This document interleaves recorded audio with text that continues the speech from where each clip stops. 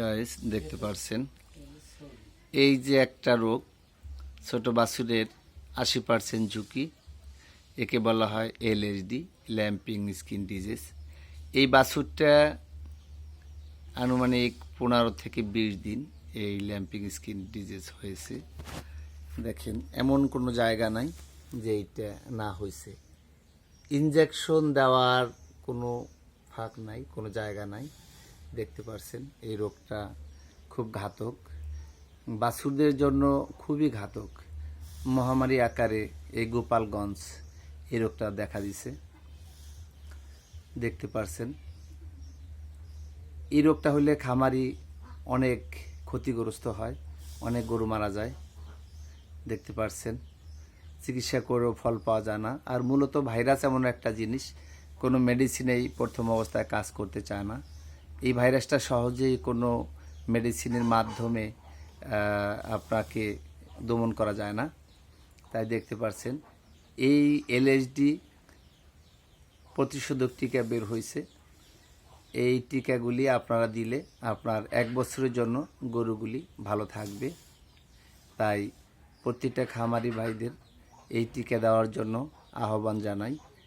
এবং এই গরু অনেক ব্যয়বহুল, অনেক গরু দেখা যায় 5-7 হাজার 10 হাজার টাকা খরচ করার পরও বাঁচে না।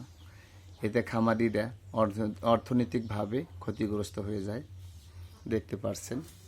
এবং এই এলএসডি দেখা দেওয়ার সাথে সাথে আপনার উপজেলা প্রাণী সম্পদ অফিসে অবশ্যই যোগাযোগ করবেন এবং ভালো কোয়ালিফাইড ডাক্তার যারা তাদেরকে দেখাবেন, নাহলে আপনার গরু বাঁচানো সম্ভব হবে না।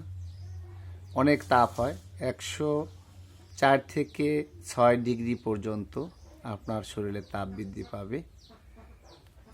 দেখতে পাচ্ছেন এটা মহামারী আকারে আমাদের গোপালগঞ্জ এটা দেখা দিয়েছে। গোপালগঞ্জ সহ সারা বাংলাদেশ এই রোগটা, গোপালগঞ্জ সহ সারা বাংলাদেশ এই রোগটা দেখা দিয়েছে। দেখেন কত অসহায় এই বাছুরটা, আপনারা দেখতে পাচ্ছেন।